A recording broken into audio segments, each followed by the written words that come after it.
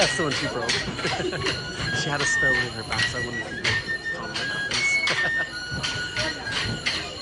He's got some more just in case.